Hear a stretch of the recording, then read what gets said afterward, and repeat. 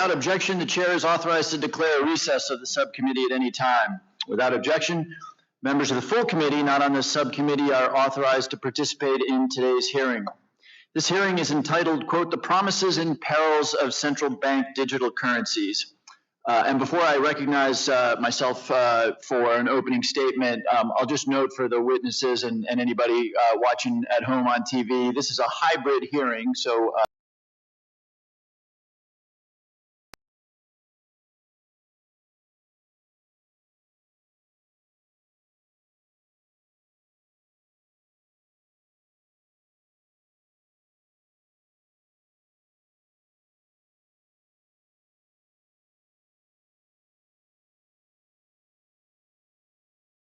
money and payment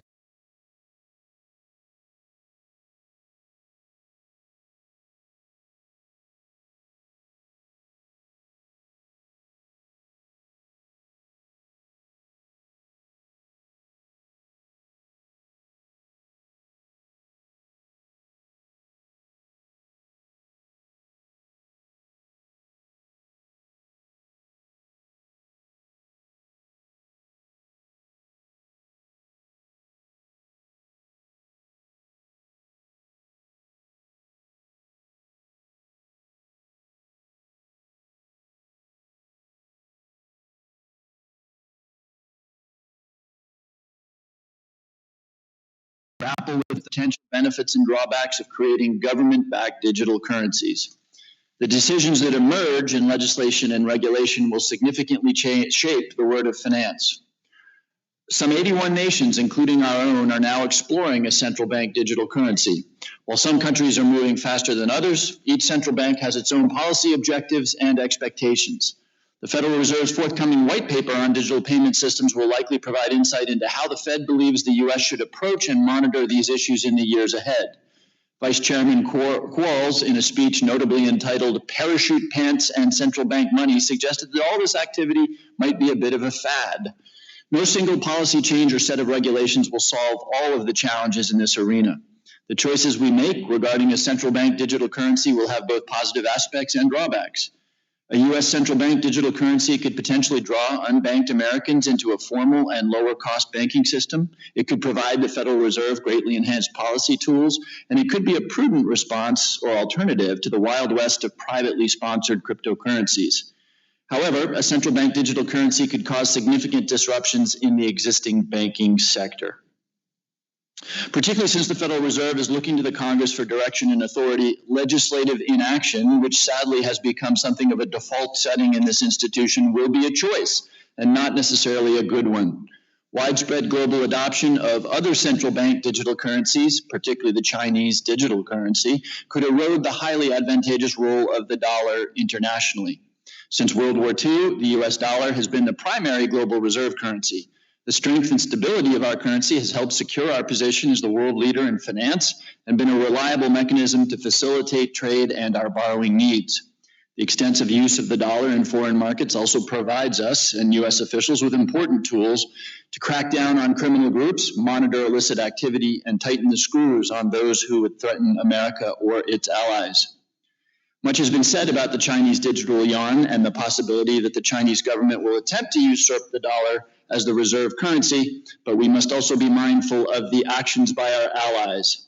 If the U.S. moves too slowly, we risk being overtaken. Today, in my opinion, we are behind. Following the rest of the world in innovation is not a traditional American experience. These are all difficult decisions, and we must approach them with an open mind. We need to work together to foresee the unintended consequences, understand the expected trade-offs, and stay a step ahead of potential challenges. With that, I'd like to again welcome this terrific panel of esteemed witnesses and recognize the ranking member for 4 minutes of opening statement. Thank you. Thank you, Mr. Chairman, for holding this very important hearing. Thank you to our witnesses for joining us today. I look forward to an engaging discussion. The development of new technologies and changing consumer behavior have resulted in drastic changes to our payments systems. Frictions previously associated with the transfer of funds from person to person or business to business have eased significantly. As the landscape continues to shift, central banks are exploring the digitization of their currencies. There are many potential benefits associated with the development of central bank digital currencies, including easing transactions and reaching previously underserved populations. However, we must also be mindful of the potential negative national security implications, including CBDC's use in financing illicit activities or evading sanctions, and the long-term consequences if we lose our competitive edge to countries like the People's Republic of China. According to recent data published by the Atlantic Council, since 2014, dozens of central banks have begun exploring CBDCs. 32 countries are in the research stage, and 35 have either launched a CBDC, conducted a pilot, or are in development. In the United States, as the chairman noted, the Federal Reserve Chair Powell has indicated that the Fed is closely examining the concept of a digital dollar and plans to release a white paper on the subject in coming months. One area of potential promise of a U.S. digital dollar is expanding financial access and inclusion for unbanked individuals. A recent FDIC survey found that roughly 14 million American adults did not have a bank account. It is possible that lower system costs and digital wallets tied to CBDCs may provide access to underserved populations. Meanwhile, China is pressing ahead in its development of a CBDC and has already launched pilot programs of its digital renminbi with major retailers in select metropolitan areas. In 2016, then People's Bank of China Governor Zhao Xiaoshuan stated that his ambition was to eventually replace cash in China with its digital renminbi. Beneficial to the CCP is the fact that a widespread adoption of a digital currency would allow them to track every purchase, expand domestic surveillance initiatives, and exert greater control over private transactions. The CCP may even use its newfound visibility into transactions as a tool to enforce party discipline. China has made clear their motives to challenge the United States as the preeminent global economic power. The development and implementation of a digital currency is one of several steps in their quest as they seek to usurp the dollar as the world's reserve currency.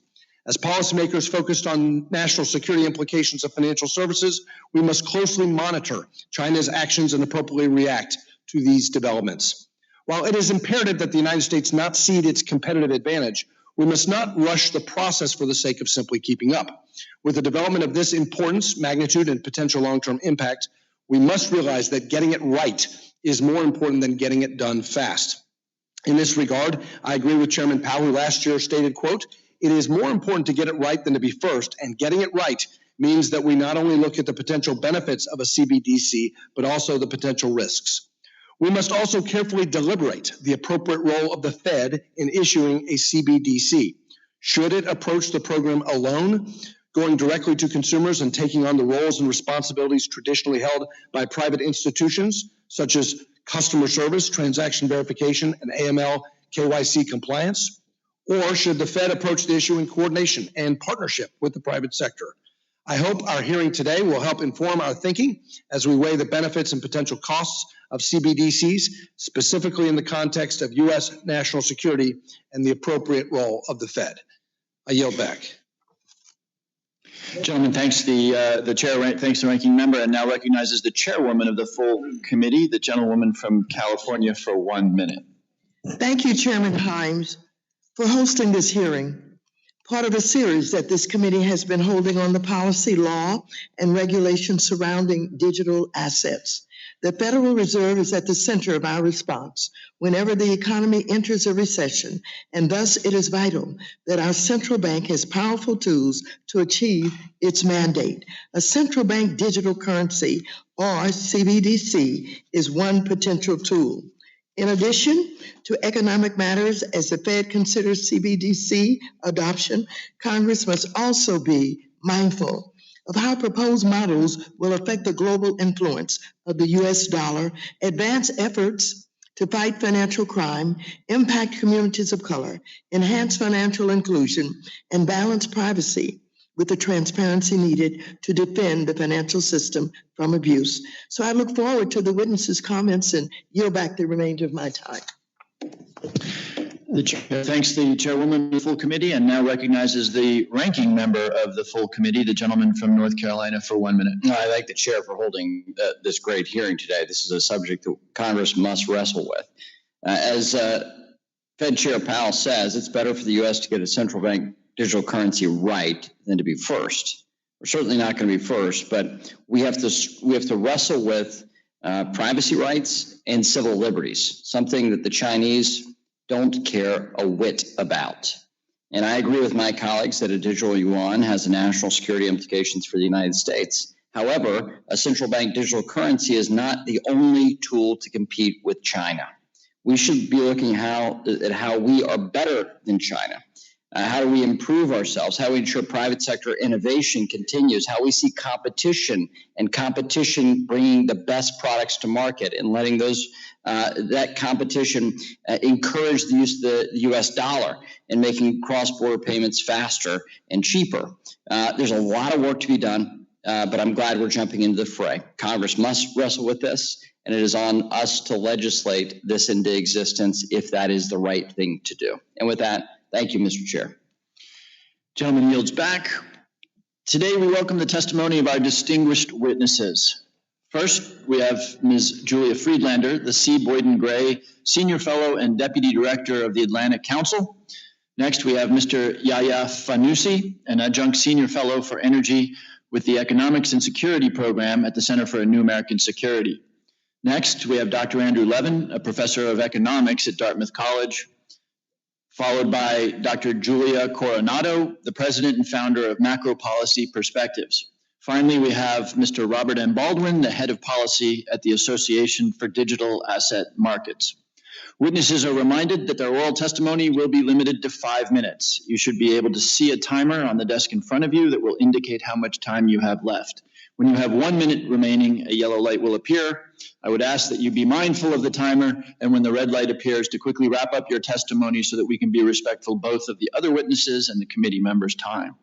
Without objection, your written statement will be made part of the record. Ms. Friedlander, you are now recognized for 5 minutes to give an oral presentation of your testimony. Good morning, and thank you, Chairman Hyams, Ranking Member Barr, and esteemed members of the subcommittee for the opportunity to speak to you today about central bank digital currencies and their role in global finance. My name is Julia Friedlander. I'm the C. Boyden Gray Senior Fellow and Deputy Director of the Geoeconomic Center at the Atlantic Council.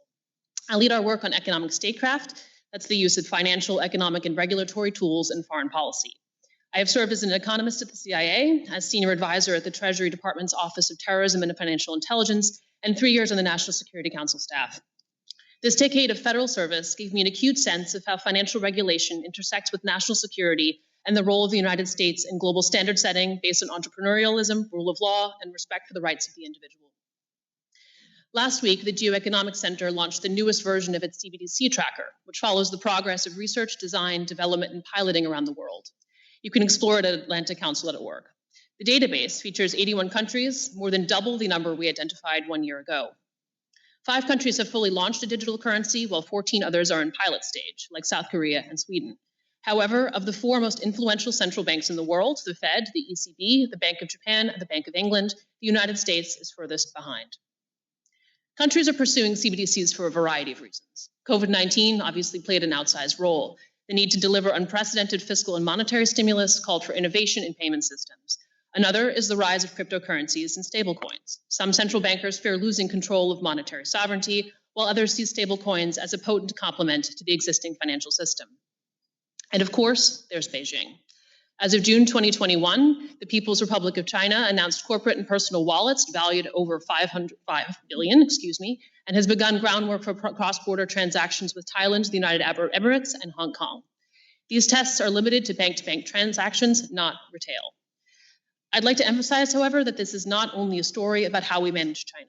Around the world, central bankers recognize they cannot ignore the advent of new forms of digital money. I'll touch on 3 national security considerations from our research.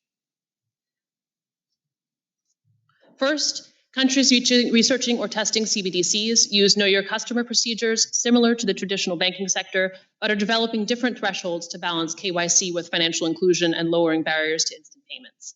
This could lead to a patchwork quilt of regulations and operating platforms, making KYC ineffective. Second, what one country calls due diligence may be a data privacy violation and illegal state-led surveillance in another, complicating cross-border transactions or risking personal safety and industrial espionage. Nation states and hackers linked to organized crime could target CBDCs to attain sensitive data and funds or destabilize the global financial system. Third, the role of the US dollar. The dollar continues to dominate international commerce, reflecting the attractiveness of the US economy as a safe haven for investment. We see no immediate threat to its role in financial settlements and debt markets or in global reserves. Most CBDC programs are focused on domestic use cases, not international transactions. Compatibility and widespread standardization are a prerequisite for a CBDC to challenge the financial system as it currently is. However, in the medium to long term, if CBDCs demonstrate superior effectiveness in the speed and cost of transaction, they could begin to undermine the dollar's status. If countries are able to build wholesale cross-border CBDC mechanisms at scale, these payment systems could begin to replace SWIFT and other messaging systems. This could, over time, reduce the share of international trade and capital flows denominated in dollars. How might this happen? Over time, countries may develop cross-border interoperability that settle transactions instantaneously. The dollar would become a technological laggard. In the private sessions we convene at the Atlantic Council, we have heard from other nations that are eager to hear from the US and without our guidance may look to China on how to build a CBDC. Chair Powell has emphasized that as the issue of the world's reserve currency, it is more important to be right than to be first. This is prudent, but the Fed risks allowing a fractured digital currency ecosystem to evolve in a way that does not protect privacy and security. The US must innovate from a position of strength. This does not necessarily mean issuing a digital dollar. Instead, the US can galvanize international coordination and ensure countries create digital currencies that are both safe from attack and safeguard citizens' data. Currently, there is a patchwork of regulatory bodies that claim some jurisdiction over development, but the US has been able to bring solutions to the table. Powell has been clear that he does not believe the current language in the Federal Reserve Act allow him to create a digital dollar. If Congress believes in the digital dollar, it should consider authoring a private pilot program, ensuring role for Treasury and varying bodies in the oversight and coordination process, or amend the Federal Reserve Act.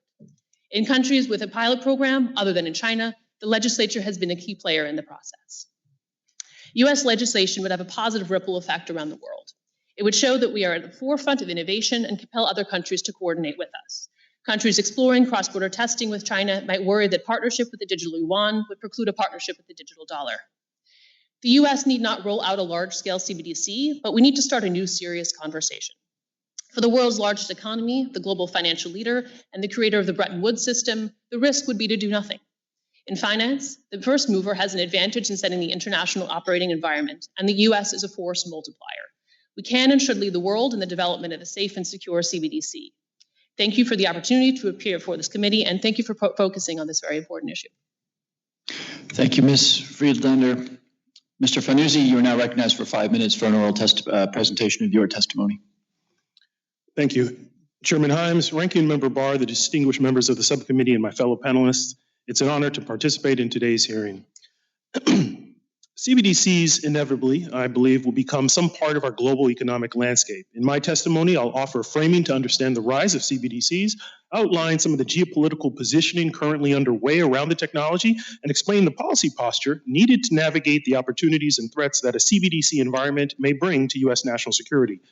First, it's best to frame CBDCs not just as a monetary development, but as a data development. For example, China's motivation for its digital fiat currency is rooted in the Chinese Communist Party's push for a national fintech technology development, which is focused on building a data-driven digital economy. Online retail bank accounts, mobile payments, distributed ledger technology, and smart contract programmability are part of a range of software innovations that currently are unlinked to central bank money. CBDCs are an attempt to integrate the world of central bank money directly with both conventional and emerging data technology. Whether or not CBDCs hold either more promise or more peril for U.S. national security will depend on how well the United States crafts policy to partake in and influence the march of fintech innovation emerging globally. Here are some important strategic points or considerations that I think policymakers must address for a sound, national security-informed approach to the rise of CBDCs. One, correspondent banking. So the high chance that correspondent banking will be disintermediated on some level when CBDCs proliferate. Now, private banks will not become obsolete, but banks will need to augment their services to maintain relevance in a world where users digitally possess direct liabilities with their central bank and can transact more seamlessly with foreign counterparties online. So private banks will need to find revenue models revolving around data and software-related services to remain profitable in a CBDC world. They'll have to be informed by data for their manual due diligence commitments. Also, whoever governs or influences the international CBDC to CBDC architecture is likely to gain considerable geopolitical power. Earlier this year, China's central bank proposed rules for CBDC interoperability across jurisdictions at a Bank for International Settlements seminar. The BIS also could become an environment where CBDC software is recommended or authorized for all central banks. China currently has the most progress for CBDC piloting amongst advanced or major economies. The US will need to increase its CBDC expertise and assert greater influence in the BIS and other international fora that guide CBDC development. Also, CBDCs could be weaponized in some way to retaliate against the United States. Depending on how a global CBDC system is governed, it could be possible for a bloc of countries to restrict the United States from an international CBDC apparatus that operates outside the SWIFT messaging system. Also, if you consider it, a foreign government's control over its CBDC infrastructure may make it easier for that government to block local CBDC accounts or wallets used by US companies operating in that country. Also, US economic policymakers are going to need more collaboration with computer scientists. Economists at the Fed are going to have to wrestle increasingly with complex computer science problems as they assess the possibilities. The Boston Fed's current partnership with MIT is an important step in CBDC research, but given the global pace of CBDC development, multiple Fed branches probably should collaborate with university computer science departments around the country for more extensive research. Also, fine-tuned rules around data privacy will be needed if the US launches a digital dollar. CBDC transactions, even if anonymized, will comprise a new data stream that could help the government and private firms improve financial services. But more specific guidelines on data access must be mapped out. Will law enforcement have real-time access to the raw anonymized data feed? Policymakers and technologists must create parameters not only around what entities can directly acquire CBDC data, but precisely how much of it and for how long. The growing exploration of CBDCs does not mean that all nations will develop one in the near future. But with all the CBDC research and piloting occurring, it seems highly likely that the world will not return to the status quo of a decade ago, when there was no foreseeable technological shift in central bank money governance. Instead of asking if CBDCs will proliferate, the US inquiry should be on how they will develop and what their governance should be across borders. Despite some of the accompanying risks from CBDCs that I've outlined, the sound policy posture is not to seek to stop the development of this technology. The US position should be to promote, harness, and shape fintech innovation so that it aligns with American interests and values. This may manifest in the US deploying a digital dollar, but either way, the United States must prepare for a world where CBDCs operate in the global economic landscape. Thank you, and I look forward to your questions. Thank you, Mr. Fanusie. Dr. Levin, you are now recognized for 5 minutes for an oral presentation of your testimony. You'll need to turn your mic on. Yeah, thank you. Chairman Himes, Ranking Member Barr, and members of the subcommittee, thank you for inviting me to testify at this important hearing. I will highlight how the establishment of a digital dollar provides a crucial opportunity to improve the payment system for small businesses and ordinary families, and I will underscore the urgency of moving forward promptly on this initiative. My written testimony has highlighted the views of small business owners in my region, and actually there's some slides that are a handout for you to look at too. For example, Sean Taylor recently achieved his dream of starting his own barbershop. It's called the People's Barbershop in Hanover, New Hampshire.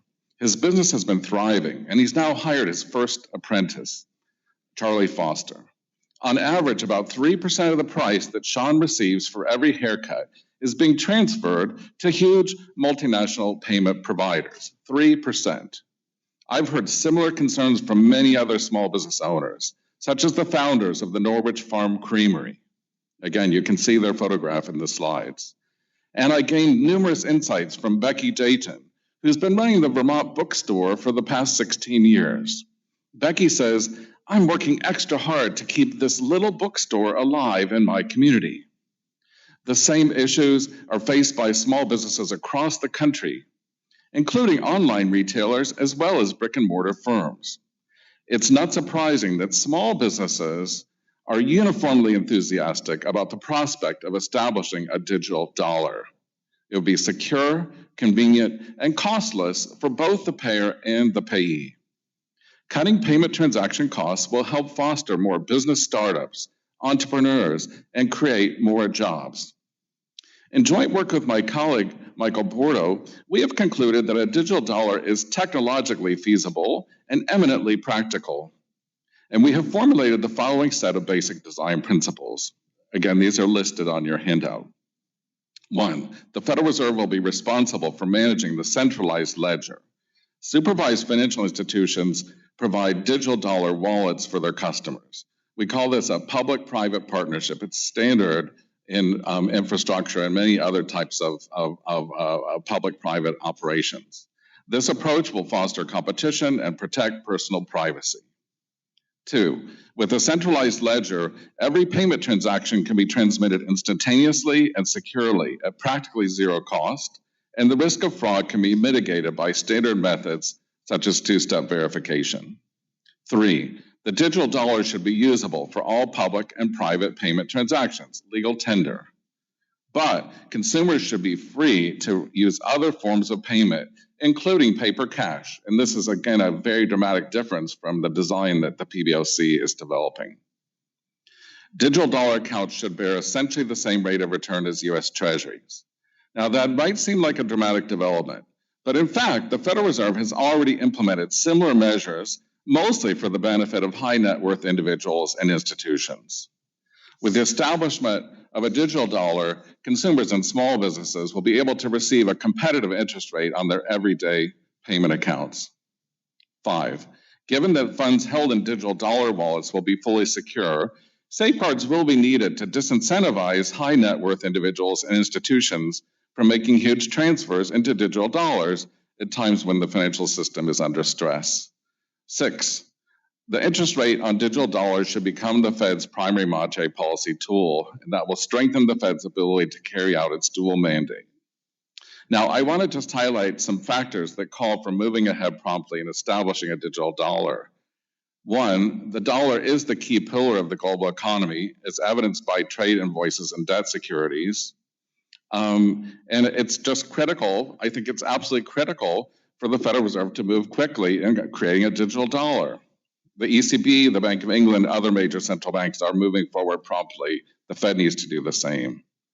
Secondly, as others have said, the Federal Reserve needs to play a key role in the design of the cross-border currency exchange platform. It's just inexcusable for the Fed to stand back and let other major central banks take that role. Third, Facebook and other big tech firms are moving ahead quickly in launching their own digital currencies called stablecoins.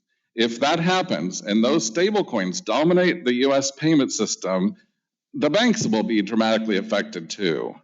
But it'll also be a regulatory nightmare for regulating consumer privacy and equitable treatment of small businesses. So this is, again, it's not just that China is the threat. The whole digital landscape is changing, and the Fed needs to catch up. Finally, the Federal Reserve Act does not require Federal Reserve notes to be issued as paper bills. Congressional legislation is not a prerequisite for the establishment of a digital dollar.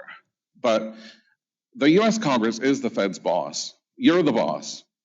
And hearings like this are crucial for overseeing the Fed's role in ensuring that the payment system works effectively for small businesses and ordinary families across the country. Thank you for your consideration. I'll be glad to answer your questions. Thank you, Dr. Levin. Dr. Coronado, you are now recognized for 5 minutes for an oral presentation of your testimony. Thank you very much. Thank you for the opportunity to testify. I also have a set of exhibits at the back of my testimony. My name is Julia Coronado. I'm the founder of MacroPolicy Perspectives. I've spent my entire adult life in the financial services industry, from being a bank teller to staff economist at the Federal Reserve Board to chief economist at one of the largest global investment banks. I also teach macroeconomics to business school students at UT Austin. I stress to my students that the US dollar did not become the global reserve currency overnight. It's a story of evolution, and the job is never done. Digital currencies present a challenge to the US and other countries, and we must rise to that challenge. If we do it well, we can improve the safety and soundness of our financial system and enhance the equity and efficiency of monetary policy. My remarks will draw on a proposal I put forth with Simon Potter. We propose the creation of a new system of regulated financial institutions called digital payment providers to facilitate fast and inexpensive retail payments for consumers through the use of a digital currency backed by reserves at the Fed.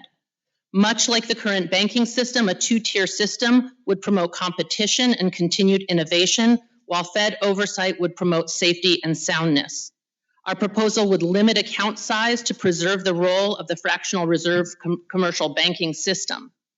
The proposed system would help the Fed ensure that the valuable public good of a stable currency survives the transition to a digital age while using lower costs to reach the underbanked that have not benefited from payment convenience and security offered by the current banking system. Relying on the private sector alone to offer the benefits of new technology, as the US is currently doing, introduces significant and growing sources of systemic risk. The Fed would need to invest in a new infrastructure that establishes and monitors a rigorous standard for cybersecurity, consumer privacy, and system resiliency. The Fed would not have access to individual data, but could establish and monitor standards for consumer privacy. Our current lack of digital infrastructure has left our economy vulnerable to increasing attacks.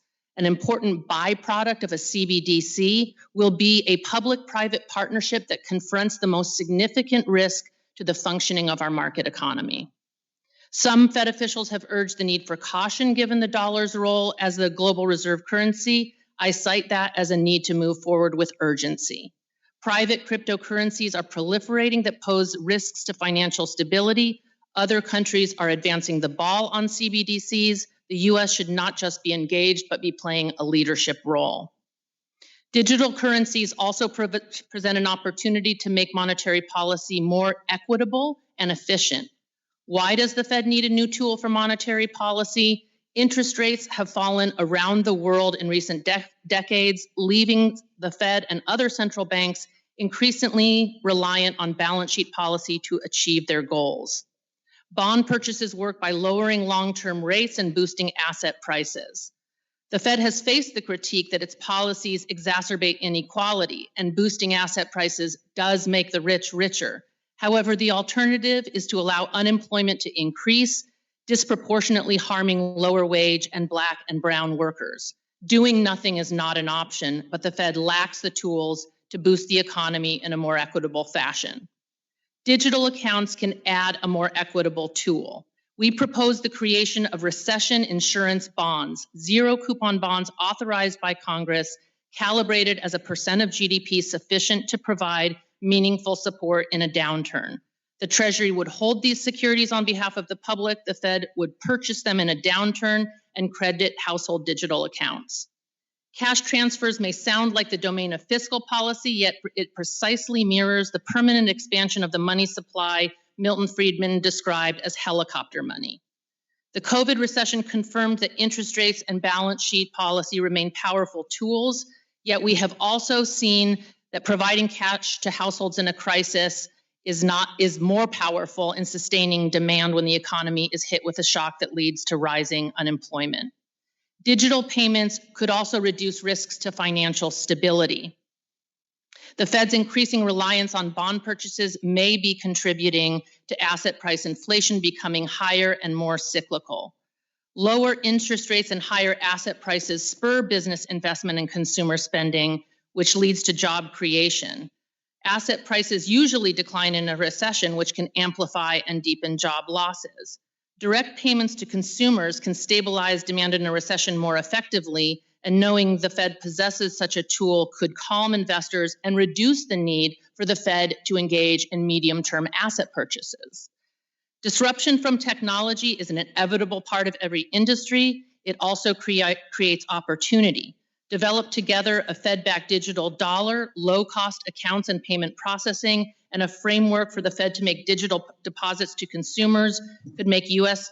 institutions able to meet the challenges of the current global environment. Thank you. Thank you, Dr. Coronado. Mr. Baldwin, you're now recognized for 5 minutes to give an oral presentation of your testimony. Chairman Himes, Ranking Member Barr, distinguished members of the subcommittee, thank you for the opportunity to testify today. My name is Robert Baldwin, and I'm the head of policy at the Association for Digital Asset Markets, or ADAM. In this capacity, I oversee the policy and standard setting process for the self-governing association and work to develop industry best practices that facilitate fair and orderly digital asset markets. Prior to ADAM, I served at the U.S. Department of the Treasury and the Central Intelligence Agency. My testimony today seeks to advance the conversation on the future of U.S. payments. I will focus on the current status of payments in the U.S., goals for an advanced payment system, and discuss two leading solutions, including the development of a central bank digital currency, or CBDC, and the use of a responsibly managed private sector stablecoin. Domestic and international payment settlement mechanisms have not kept up to the recent advances in telecommunications technology. These complex, decades-old networks are costly, slow, and susceptible to cyber attacks. However, the international correspondent banking system has served the United States very well. The U.S.'s economies, deep and liquid capital markets, strong rule of law, and dynamism have enabled the dollar to become the preeminent global reserve and transaction currency, accounting for over 60% of global transactions, despite the U.S. making up about a fifth of global GDP. This has provided the U.S. significant fiscal space, allowed it to maintain a robust sanctions program, and has created many American jobs in financial services. However, the system of payments is facing pressures on two fronts. First, from international competition, such as China, and second, from innovations stemming from the development of blockchain technologies, which allows users to make both large and small payments in a fast, affordable, and secure manner. It is imperative that the U.S. looks to the future at this critical juncture, and that the future is likely related to the use of blockchain technology. When modernizing our payment system, the U.S. should seek to establish a consumer-friendly system that benefits domestic consumers while also making itself attractive for use in international business. Such a system prioritizes low cost and fast payments, individual privacy, transaction transparency and data control, and ultimately ensures that the U.S. dollar maintains its prominence in international markets. One such way to accomplish this is through the establishment of central bank digital currency. A CBDC system offers the potential for speed and cost benefits and offers promise in areas such as financial inclusion and improved cross-border transactions. However, a well-designed CBDC is a considerable undertaking and will require many intentional design choices. Another option is a regulated private sector-led stablecoin approach endorsed by and coordinated with the federal government. This could answer many of the stated goals and serve in lieu of or in advance of a CBDC. The federal approval process for fully reserved or nearly fully reserved stablecoins would be audited and would be akin to a one-to-one stablecoin. This is similar to how the New York Department of Financial Services provides oversights of its stablecoins. The system would be built on top of current financial infrastructure to provide a faster payment layer and would be purely opt-in for businesses or consumers seeking to leverage the benefits of stablecoin. A stablecoin system would accomplish the core mission of making payments cheaper and faster and could likely be developed and implemented quickly. Some questions on the functioning of this system remain, but ultimately it is a very promising approach. The U.S.'s strength in international payments and financial services space is an American treasure that has tremendously benefited the country. The U.S. must continue to innovate in this space so that it does not fall behind the pressures from international competition and digitization. The payment system is a very, very complex process which must be handled and studied with great care. New developments in this space take time to develop because of the intricacies involved and the necessity that there are no issues. The U.S. must start to operationalize testing and design of various approaches to payment efficiency improvements so that when it is time to act, policymakers have a full suite of options. Thank you for your time. I look forward to answering any questions you may have. Thank you, Mr. Baldwin. We'll move now to questions from the membership of the subcommittee. Just a reminder, we'll observe the 5-minute rule. I will ask members to wind up their questions within the 5-minute time frame. I will allow witnesses to finish answers to questions within reason beyond the 5 minutes, but any questions that extend past the 5-minute will have to be answered on the record. With that, I recognize myself for 5 minutes. I'd like to spend a couple of minutes talking about the risk of inaction. There's a lot of issues at stake here, including possible threats to the traditional banking system. The word China gets the Congress these days to sit up quickly, but it also strikes me that decisions about which currency one might use have everything to do with baskets of trade and all sorts of other factors that don't relate to the nature of the currency. And of course, the digital yuan is going to raise all sorts of issues around privacy and control by the Chinese regime. So maybe I'll start with you, Ms. Friedlander, and if I have time, I'll move on to other witnesses. What is the time frame, and what are the indicators, the signals that the United States, if it were in fact behind, as it appears to be, in the creation of a central bank digital currency, that we would in fact lose the ability to lead and innovate in this area? Are we talking about 3 months, 3 years, 10 years? What does that look like? Thank you. I think it would be difficult to put an exact time frame on it because the current landscape is so disaggregated. Different countries, as we note in our tracker, are at different stages of research and development, all of which are primarily based on domestic use cases. So what I would look for as a sign that the US has missed the mark or missed the train leaving the station would be wide-scale adoption of a central bank digital currency and cross-border use. Now, currently, there are only 2 pilot cases of this. 2 of which, one is between China, UAE, and I believe one other country in Thailand, excuse me, and another between the UAE and Saudi. Those are really only bank-to-bank transactions. These are not for large-scale wholesale use. So I would look for indications that the model was internationalizing by another country, right? And so that means that we really haven't, I mean, as we've all noted here, it's time to move, but we certainly haven't missed the ball in any stretch of the imagination. This is the time for yourselves, for the Federal Reserve in collaboration with BIS, and we argue the G20, to really develop consensus on all of these criteria for adaptation globally that reflect our values based on privacy and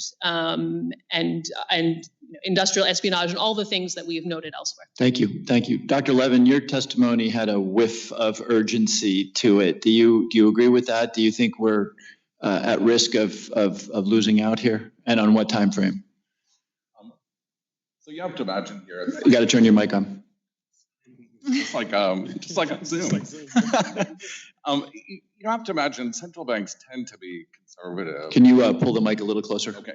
Thank you. Central banks tend to be conservative, and the Association of Central Banks, it's called the BIS, the Bank for International Settlements, is traditionally very conservative.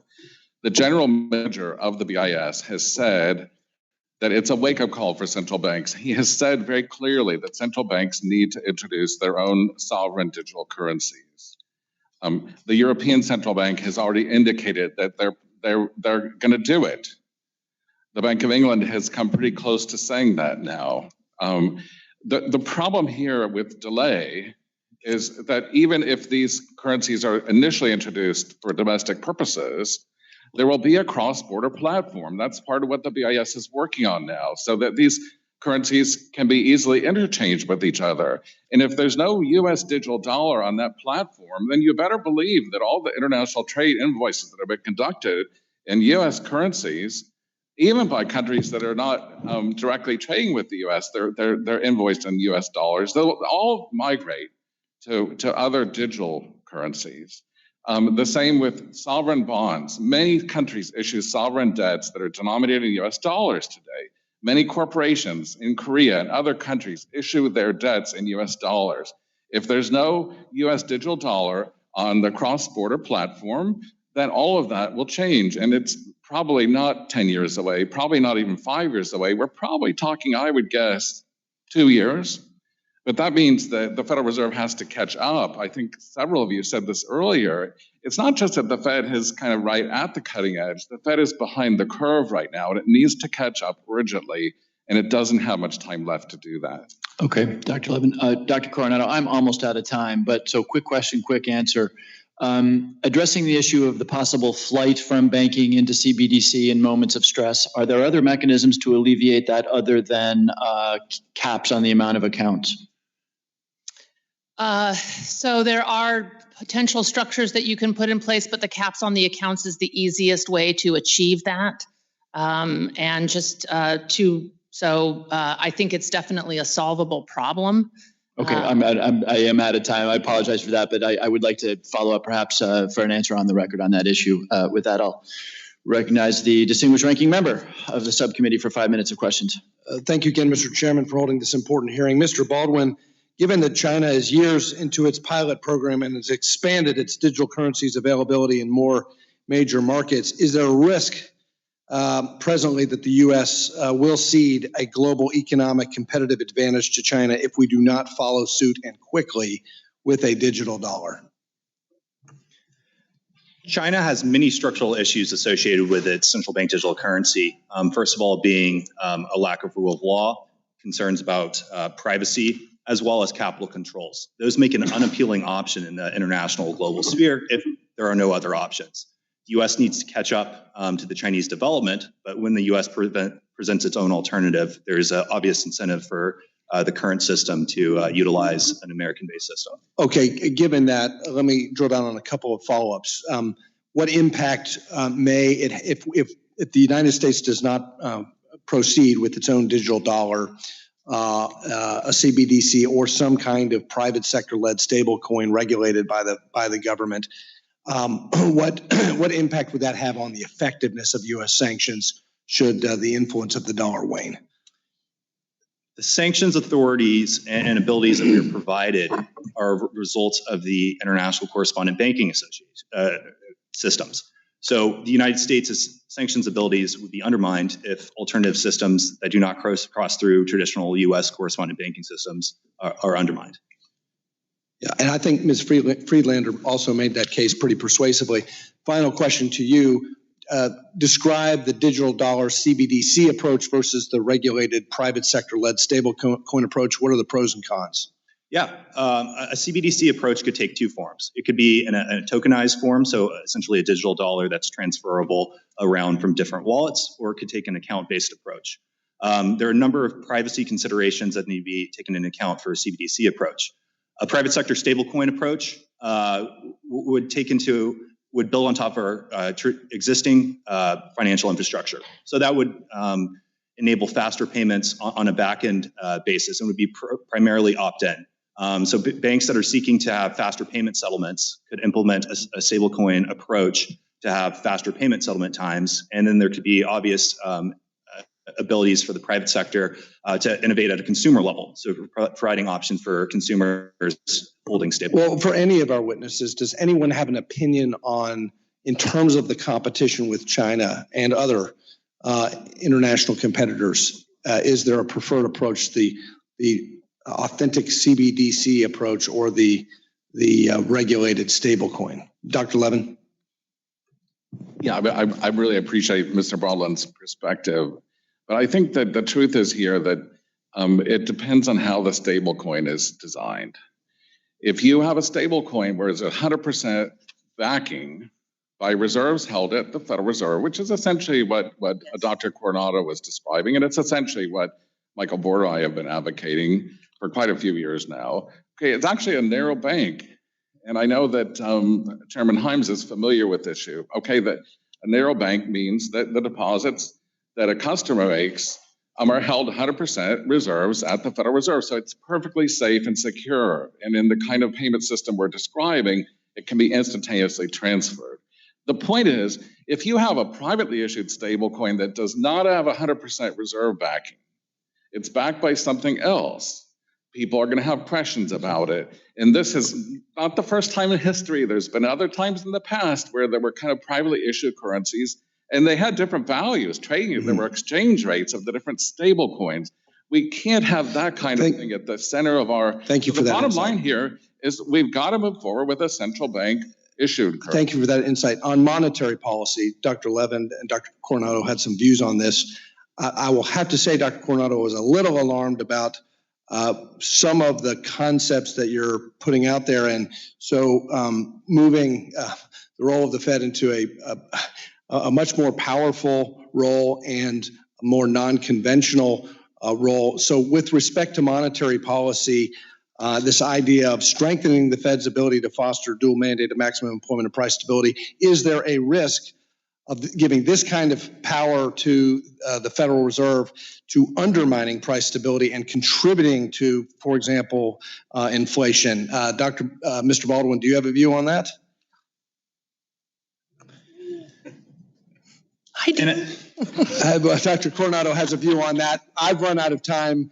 Nobody's answered that question, but perhaps you all could answer that question in the next round of questioning. And I am intrigued, Mr. Chairman, by the argument that we need legislation. And I would like to know also from the witnesses in the conversation today what that should look like. With that, I yield back. Gentleman yields. The gentleman from New Jersey, Mr. Gottheimer, is now recognized for 5 minutes. Thank you, Chairman Himes and Ranking Member Barr, and thank you to our witnesses for being here today. I'm very concerned about the increasing attractiveness of cryptocurrency and blockchain technologies for illicit actors such as foreign terrorist organizations, including Hamas, Hezbollah, and ISIS, and others, and those who wish to avoid American sanctions such as Iran and Venezuela, and domestic white supremacists, including the Proud Boys and other violent extremist groups which were involved in the January 6th attack on the Capitol. Mr. Fanusie, if Russia, China, or Iran creates central bank digital currencies, either individually or in coordination, to operate outside of the dollar and the technology underpinnings international money transfers, how would that, do you believe, impact America's ability to effectively target economic sanctions on those who wish to do us harm? Thank you. Very good question. It's going to depend on exactly how those digital currencies are governed and what their sort of uptake is. One model is that accounts are going to be held by banks, that banks are going to still have to hold these digital currencies, or these CBDCs. So the question would be, does the U.S. still have leverage to influence those financial institutions which are dispersing, which are interfacing with users? I don't think in the short term, because Russia or any U.S. adversary creates a CBDC, that means that then those institutions within the country, even if it's China, it doesn't mean that that country is not going to still need access to the U.S. dollar, to the global financial system. This is not something that just a technological deployment is going to is going to give them that much leverage. So I think you have to look at it as a short-term issue versus a long-term issue. I think the long-term risk is not in are these CBDCs proliferating, but the question is, what does the international CBDC exchange system look like? How many other parties are actually invested in it, and does that system rival the conventional systems that we have? Thank you for that. And are there structural aspects to CBDCs that may be of benefit to America's sanctions program and our fight against illicit actors in the financial system? Well, I mean, I think if that's why the idea of promise or peril is really good, right? Because on one side, yes, there is this issue of lack of, long-term lack of sanctions, pressure or vulnerability on these actors. But if you also think about a bigger ecosystem where there may be some pluses. So for example, if, because of the technology, if we have a system where, whether it's, let's say, US CBDC, where now it's easier to do sanctions screening because of the programmability, right? These are solutions that even the private sector is trying to do, working sanction screening into digital currencies. So you can imagine that there could be a trade-off. Now, I can't say whether it's going to be all this or all that, because we don't know how this is going to play out, but we shouldn't underestimate that there will be some positive factors as well. Thank you so much. Ms. Friedlander, in your testimony, you said, quote, of the 4 historically most influential central banks in the world, the United States is furthest behind in the work on digital currencies. Furthermore, absent leadership, you went on to say the U.S. could miss out on an opportunity to foster financial inclusion, increase cybersecurity, and maintain dollar dominance. However, you also said that, quote, there are upcoming opportunities for the U.S. to play catch-up. Would you elaborate on those opportunities and what steps does the United States need to take to become a leader in digital currency infrastructure, please? Sure, thank you. I mean, I think the first step would be to openly acknowledge that the United States is exploring and actively considering a central bank digital currency. Now, as I noted in my testimony, it doesn't mean that we actually have to deploy one, but putting our imprint, again, as the U.S. as the sort of global financial actor of choice, right? And countries are coming to us and saying, can you help us design this, right? Using the power of our of our private sector as for design elements, but also our regulatory capacity in multilateral fora to put together a framework among allied countries that then, quite frankly, gives China a bifurcated choice, or close to one, right? Do you join the international community and multilateralize, or do you use this as a force of internal control, as Yaya often argues? To that point, do you think there's a tipping point where we've waited too long or too far behind the Chinese or others to lead in this space, or you think we've got time here? I think we have a limited amount of time, and I think as I answered the chairman's question, right, look for cross-border use cases of the digital yuan, and this is one benchmark I think that was noted in the briefing memo ahead of the hearing is BRI, right, using digital yuan as a method of debt repayment for individual countries, right? So if those are starting to become effective, if countries are saying, okay, we're turning to China as a model for how we build this, and not to the United States or not to partner countries like the UK, right? Thanks so much for the answer. Yield back. Thank you. Gentleman yields back. The gentleman from North Carolina, Mr. McHenry, ranking member of the committee, is now recognized for 5 minutes. Thank you, Mr. Himes. Mr. Baldwin, the theme of today's hearing, the promises and perils of a central bank digital currency. So this leads me to a fundamental question. When we look at what they've done in the Bahamas on the sand dollar, they were trying to solve the movement of hard cash, a physical asset, among 700 islands. So that's what they're trying to solve. What are we trying to solve with the U.S. central bank digital currency, in your view, Mr. Baldwin? At its core, we're looking to solve the issue of faster and cheaper payments. Okay, faster and cheaper payments. So is the Federal Reserve the place to do that? The Federal Reserve has the ability to do that through a CBDC approach. There's also private sector approaches that could also work, such as a stablecoin.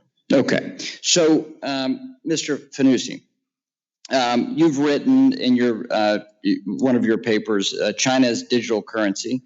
You explain that the CCP, the ECNY, will enable the CCP to yield punitive control power over Chinese citizens in tandem with the social credit system, right? So explain that to us.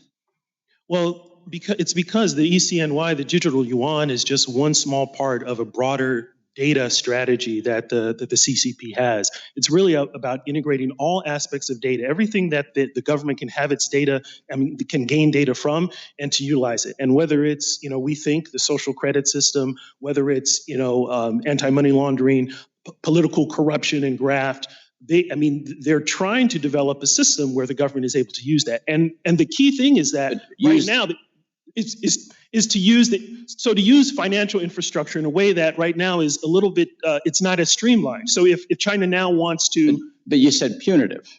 Yeah, what do you mean by punitive? So this isn't just data flows and we want to analyze it and understand our economy. Could this potentially be to disappear someone, to freeze their assets? It's possible if that's what the state, the Chinese government wants to do. Yes, very possible. Okay, so we know the story of H&M disappearing from all digital aspects in China overnight out of criticism. We've seen what happened to Jack Ma. We've seen what happened with Didi. And these are very public things that we know about as Americans. So, Mr. Baldwin, Mr. Fanusie outlines how the ECNY will give this heightened level of information about citizens. In our system, our civil liberties protections are broadly different, and our assumptions as Americans are broadly different. So how do we protect that if it's an entity of government having those data flows, account level data flows? Yeah, personal level information needs to be anonymized on the system. Okay, so could stable coins address this? A variety of different stable coins in a regulated environment, could you address some of these attributes of digital currencies? Yes, so the approach I outlined— Or a number of the attributes of a central bank digital currency. The approach I outlined in my written testimony described several competing stable coins. So this information is going to be spread across multiple private sector entities. And from an on-chain blockchain perspective, the consumer data would be anonymized. So you'd be seeing wallet transfers between the different wallets. So that would completely anonymize consumer information. Okay, so right now we have a payment system domestically. We're talking about the Fed and the clearinghouse having redundancy, having two payment systems, right? Mm-hmm. This raises to me a question. Could a variety of stable coins can create a competitive force, market force domestically? They could get to the question that Mr. Levin raises about really the payments for the barber shop. Is that are there attributes of a stable coin that could better do that than a central bank digital currency? A stable coin could be implemented on top of current infrastructure. So it could speed up in the back end settlement processes. So if you're looking at a retail provider who is using a Square app and that's having a 3% fee, a stablecoin provides the ability to accelerate the transactions and lower the cost on the system. So it would provide benefits. Okay, but this is a fantastic panel. Mr. Chairman, thank you for this balanced panel because Mr. Fanusie is talking about the international implications. If we don't move as Americans, international settlements, remittances could go to a regime that we'd not like. But domestically, Mr. Levin raises this question of payments and the cost of payments. So what I'm hearing from this, and tell me if any of you disagree, that we have two separate issues we have to wrestle with, a domestic question and an international question. Does anyone disagree with that? And therefore, we could take two separate approaches on international and domestic. Anyone disagree with that? Okay, I would love to hear. I would love to hear your comments in written form, if you would, about the nuances of what I've missed. But my time has expired. But Ms. Friedlander, I would love to hear your comments in written form. Thank you, Mr. Chairman. The gentleman's times are expired. The witnesses are invited to respond to the ranking member's question in written form. With that, the gentlewoman from Pennsylvania, Ms. Dean, is now recognized for 5 minutes. Thank you, Chairman Himes, and thank you to our witnesses for sharing your expertise with us today. Ms. Friedlander, and I'm thinking in terms of my own constituents in the Pennsylvania 4th, so suburban Philadelphia. This might all sound like gobbledygook to them. Could you help me out and describe more specifically how a central bank digital currency can help expand financial access to them, to some who are underbanked, unbanked, to some who are poor, to minority communities who are struggling with access to financial institutions? Thank you, and I'll try to get at the Congressman's question in the course of this. The central bank digital currency or a fiat-backed stablecoin, right, both have the ability to accelerate the pace of payments. Think about if you're trying to move money from Bank of America to Chase or whatever, it takes days, or never mind internationally, right? And this has turnover costs and deadweight loss for the broader economy. What you're saying to an underserved individual is that you are going to have negligible or no cost of transaction, and you will be paid either from a financial service provider or if you're receiving government benefits instantaneously overnight. Thank you very much.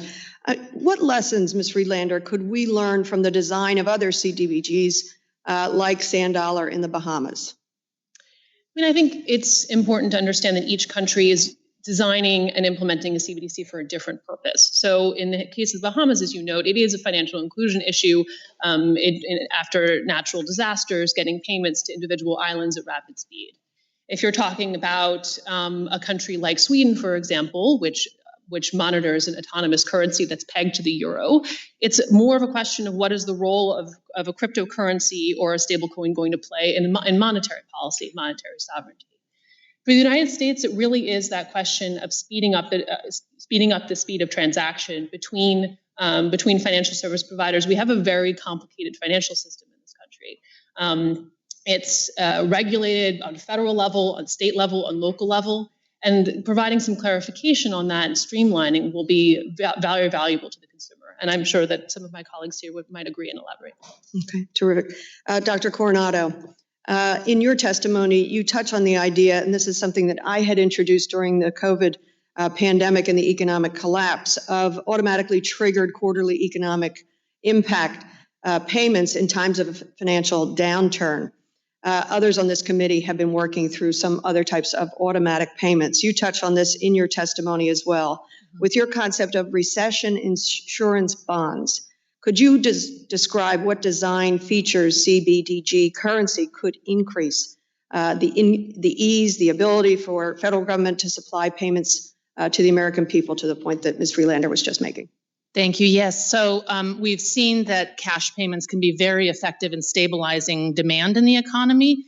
Having a CBDC and a system of digital accounts that's more inclusive would mean that it's almost instantaneous, that you could get cash to households, and that you would have certain, Congresses could provide the structure in terms of limiting it as a percentage of GDP, or requiring certain triggers, like first the Fed must cut rates to zero, some kind of recessionary indicators, but that then you could get those cash payments out. And I think one of the things we also believe is that that might also reduce the need for the Fed to engage in market interventions like buying corporate bonds or some of the extraordinary facilities that were developed during the COVID crisis. If investors know that cash is going to households and that demand will be stabilized, then one of the benefits is that that will calm markets as well. So it will benefit both consumers and probably limit the need for both the Fed and Congress to act in other ways. It's an important reminder of the important stimulus that we did send out through CARES and other measures, and then, of course, with the American Rescue Plan and how that cash is helping stimulate the economy. Dr. Levin, I'll end with you. Sorry, I have very little time.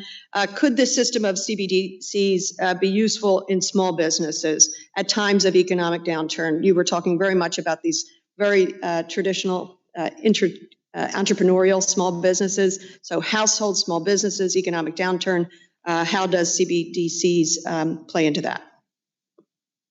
I think that it was tragic last year when the pandemic hit and Congress acted very quickly and appropriately to try to help people who were thrown out of work and families that were hit really hard.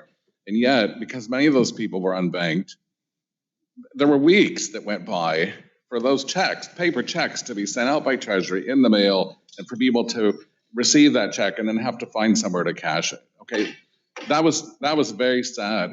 We have to make sure that doesn't happen again the next time around. Okay, so I think, again, part of this urgency here of creating a digital dollar is to help make sure that when there is that kind of economic or financial emergency or public health emergency, that we can get assistance quickly to small businesses too, of course, because the gentlewoman's time has expired. Yeah, sorry. I thank you, Mr. Chairman. Thank you very much for your testimony. The gentlewoman yields back. The gentleman from Texas, Mr. Williams, is now recognized for 5 minutes. Thank you, Mr. Chairman. I want to thank all of our witnesses for coming before us today to answer some of our questions about digital currency and to give us a better understanding of the costs and benefits of creating a new form of the U.S. dollar. I'm in the car business. I need to know this. And it seems like if we move forward with creating a digital currency, that it would need a lot of additional background support. And the Bureau of Engraving and Printing alone has 1,500 employees, from support staff to the energy and computing power to the cybersecurity necessary to keep all the infrastructure secure. This does not appear to be a simple endeavor. And I want to try to get an estimate of the cost making this a reality. So, Mr. Baldwin, how big of an expansion of government would it take to create a functional digital currency? It would require a large stand-up at the Federal Reserve or an operational office such as Treasury's Fiscal Service. Bigger government? Larger government. Okay. The private sector already has a few different stable coins that mimic what the Federal Reserve is considering creating. Whenever I hear the government's going to come in and create a competing or a competition or product or provide a similar service to the private sector, it really makes me wonder if it's necessary for the government to get involved at all, because sometimes that really messes things up. So, Mr. Friedlander, can you talk about what is necessary for the Federal Reserve to create a digital currency when there are already alternatives in the private sector?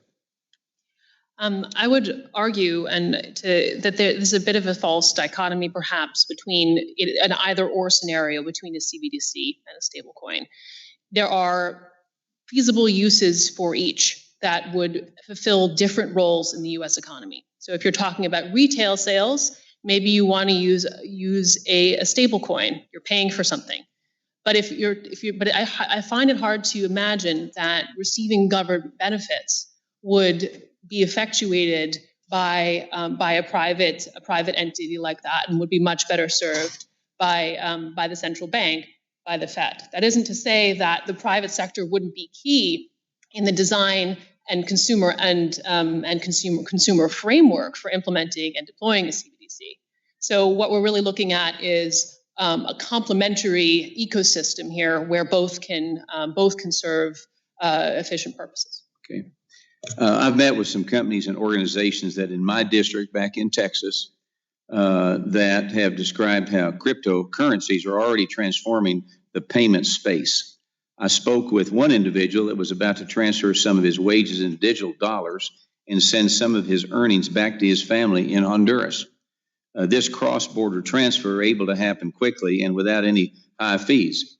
All of this innovation is happening in the payment space without the government having their own digital dollars. So, Mr. Baldwin, do we risk stifling some of this progress if we were to create our own digital currency? I could see the two processes working together, but ultimately private sector innovation has led to the core technology that's enabling the discussion that we're having today.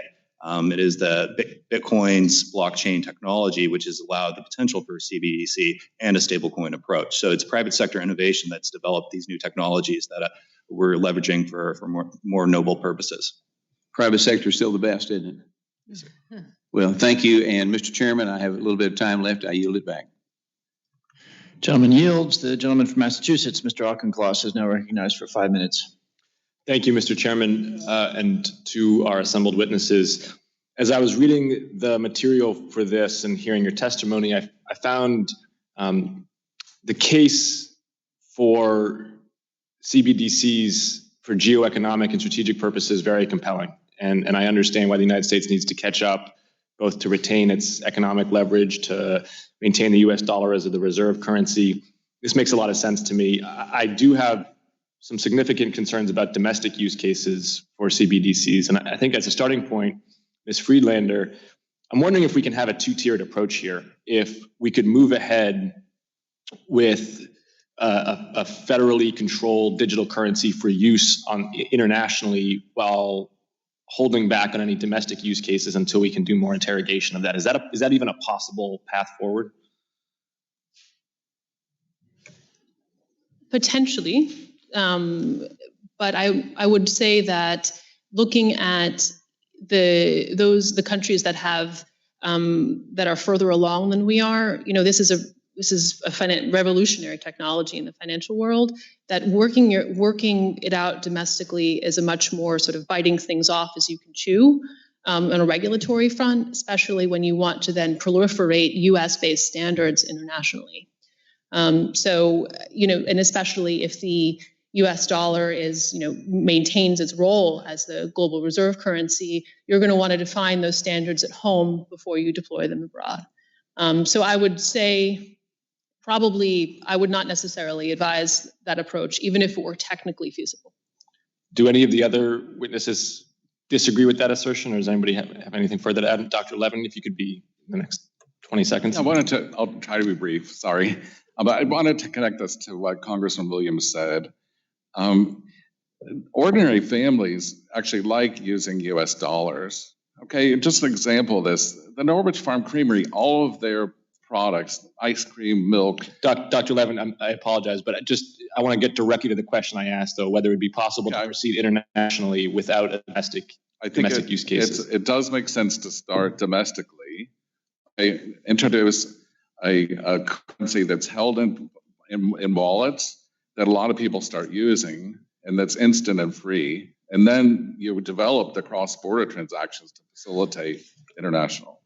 Mr. Fanusie? Yeah, I'll just add, I think it's a practical question. It's if we're going to go to international discussions, what do we bring to the table? Other countries, China, what do they have? I mean, you think about all the pilots that they have. With those pilots, there's a massive amount of data and analysis. They're learning, they're iterating. So if we are in a forum and it's a bunch of countries across the table, central banks, and China puts all this data, all these examples of how its trials have worked domestically, well, what do we have? Just theoretically how things should work? Wouldn't we have that we are currently the reserve currency, and thereby there's a tremendous benefit of adoption of the digital dollar? Yeah, but so you're right. So there was always going to be a place at the table for the U.S., right? The Fed's going to have a place at the table. We will have a place at the table. But I say as a practical matter, right? These are computer science and data issues. How can we would have to really be able to get into the weeds about models, about proposals, and there are a whole bunch of policy questions that you have to answer because you start doing the technical research. So then, taking that as a jumping off point in this final minute, Dr. Coronado, my principal concern with the domestic use cases really is the blurring of the line between monetary and fiscal policy. I think this builds on what Mr. Barr was alluding to before he ran out of time. As I was reading some of these memos, with these direct monetary transfers, for example, from the Fed to individuals. I mean, this strikes me as fiscal policy, not monetary policy. And I just have real concerns about an organization as insulated, and it's designed as such, but as politically insulated as the Fed, taking over fiscal policy from Congress. So let me clarify. I don't think it's fiscal policy. I think it's a better form of monetary policy. That line was already blurred during the COVID crisis, when the Fed extended direct lending to a number of sectors in the economy, and crossed a number of lines because the economy required it. And what this would do is just give them a better tool to get at the root of the problem, which is consumers themselves. Why do you need to stabilize markets from going into tailspins? Because markets are fearful of consumers, of the economy collapsing. So if you can provide that backstop, and again, Congress can write the rules here, you can put guardrails on this, but it is classic monetary policy. It is Milton Friedman's helicopter drops. So I don't agree that that's the critique here. It's just money creation in a far more efficient way. And I will bet that we will not have to expand the balance sheet nearly as much if you give the Fed a tool like this. $4 trillion we've expanded it over the last 18 months. I'm out of time. Mr. Chairman, I yield back. Gentleman's time has expired. The gentleman from Arkansas, Mr. Hill, is now recognized for 5 minutes. I thank the chairman. Thank you for the witnesses. And it has been a very good, diverse, and interesting panel, and we appreciate everybody's participation. I've certainly been talking about this concept of a central bank digital currency for over 2 years now, and trying to ask the best people around the world to think about it. In 2019, my friend on the other side of the aisle, Bill Foster, and I wrote the Fed and the IMF about what they considered, what their initial views were on a central bank digital currency and what their efforts were to move it forward. And I think Mr. Foster and I were in summer of 2019, found they were not interested. I think now in the summer of 2021, you see significant work. And as a result, we introduced legislation together, HR 2211, Central Bank Digital Currency Study Act earlier this year, which would require a study and report by the Fed and other U.S. financial institutions about the impact of a digital currency might have on our financial system and the economy. And we certainly look forward to that bill moving forward. Likewise, I've introduced legislation with our chairman, Mr. Himes, HR 3506, the 21st Century Dollar Act, to make sure that the U.S. government has a strategy to ensure that the dollar remains the primary global reserve currency. And clearly, the topic we've had today indicates how this will play some future role in that. The international standing of the dollar should always be at the forefront of our minds in the development of a digital currency, whether it's a CBDC or some other kind of stable coin option. I'd like to ask my friend, Mr. Himes, if our bill, HR 3506, and Mr. Foster's bill, HR 2211, if he thinks those might be eligible for markup in the House Financial Services Committee. I thank Mr. Hill, and I think both bills are important. They're bipartisan and forward-looking, so I will push the chairwoman of the committee to bring them forward. I thank my friend from Connecticut and for his leadership of this committee.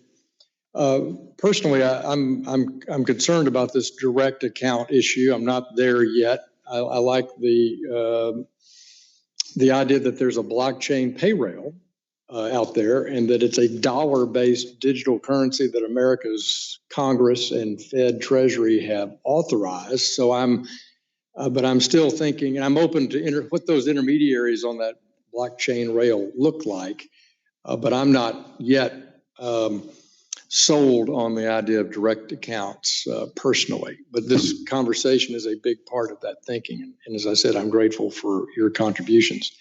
Mr. Baldwin, do you think it's important as we think through the central bank digital currency idea that we make sure that the dollar, that is a strategic part of the discussion, that the dollar, we work to make sure it remains the reserve currency for the world? Absolutely. The dollar as a reserve currency of the world provides us so many benefits, ranging from the ability to conduct fiscal policy on an expanded basis, in addition to our sanctions authorities. And with your experience at the Treasury, I know you've studied the uses of blockchain from a national security point of view as well. And in the past, blockchain analytic tools have been successfully employed by cryptocurrency businesses and financial institutions to mitigate risks related to traditional cryptocurrencies and enable them to meet their AML currency reporting transactions. Can you talk a little bit about that? Yes, I mean, it's an example of private sector innovation.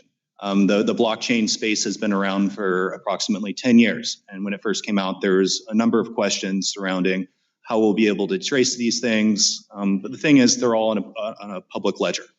And as a result, there's been a number of firms that have stepped up to the plate and have developed the capacity to go and analyze blockchain transactions. And they're able to follow the on-chain transactions and find flows to elicit bad actors.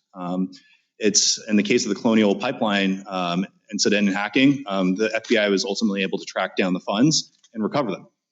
And likewise on sanctions circumvention, that's been a good topic today. We've talked about that. The same is true there, where blockchain analysis can be used to not allow sanctions to be violated. Yes, analysis of host wallets that are in foreign countries, such as Iran or North Korea, could track payments and prevent payments from going to certain places. Good. I thank the chairman. I yield back.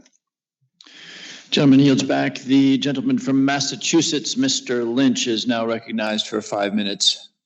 Thank you, Mr. Chairman. A great hearing. Thank you to all of our witnesses. This has been very, very helpful.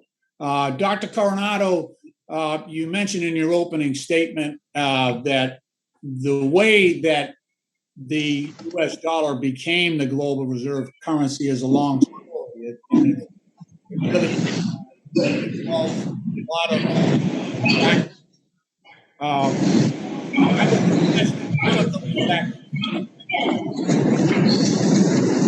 government, law. Mr. Chairman, I'm getting a lot of interference. Is that something wrong with the technology? We'll just suspend the clock for a moment. Let's see if we can improve the audio quality or at least the volume. Yeah. Mr. Lynch, we'll give you back 15 seconds. Could the witnesses hear Mr. Lynch? Barely. Okay. Dr. Coronado, one of the reasons that we have the global reserve currency in the U.S. dollar is because of the rule of law that we have here in the United States, independent judiciary. There are a lot of reasons that people trust the dollar, including the reliability of our elections and the fact that we have a peaceful transfer of power every 4 years. So when we talk about a digital yuan versus a digital dollar, and we recognize that China probably has more data on their individual citizens than any nation on earth. Facial recognition widely used for oppressive reasons. This digital yuan would give China a more granular level of surveillance of financial activity in their country, would it not? Yes. So, Mr. Baldwin, how do you think we post up when we compare a potential U.S. digital dollar versus a Chinese yuan, digital yuan? The U.S.'s system overall is much more attractive to international partners. We have the rule of law, as you mentioned. We have settlements in courts. And we also have a history of responsible monetary policy. The Chinese Communist Party has a lot of structural issues with its potential digital yuan. That includes concerns about monitoring, concerns about overstep in controlling payments going to certain individuals, even structural issues such as capital controls. Very good. Now right now we have about 200 stable coins that are available, the most popular anyway. All of those are pegged in some way to a more stable fiat currency. And the recommendations of the OCC and the SEC were that there should be a one-to-one digital stable coin to a stable fiat currency, such as the US dollar. But recently we discovered that Tether, which is one of the most popular so-called stable coins, their reserves are being held in commercial paper, which we have seen repeatedly, the liquidity of which disappears in times of stress. So, Mr. Baldwin, or perhaps Dr. Coronado, is it important the way we design this? And I know it's taking more time than any of us would like, but is it important that we try to, I guess, include that stability that the dollar enjoys in the design of our digital dollar? Yes, the design of a stablecoin is extremely important, and the reserves backing it and the auditing standards of those reserves are extremely important. The company you mentioned operates as a money service business. That's a state-by-state regulatory authority that doesn't have as much scrutiny as a traditional financial regulator would. In the state of New York, the New York Department of Financial Services oversees stablecoin regulations, and you see much more responsibly reserved firms providing stablecoins in that state.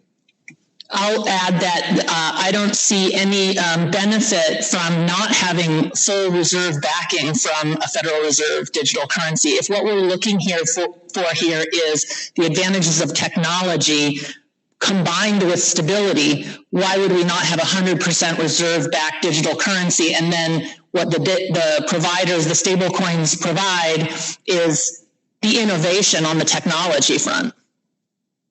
Thank you. Thank you very much, Mr. Chairman. My time has expired. I yield back. Thank you. Gentleman yields. The gentleman from Ohio, Mr. Davidson, is now recognized for 5 minutes. Thank you, Mr. Chairman. Thanks for holding this hearing. Appreciate our witnesses.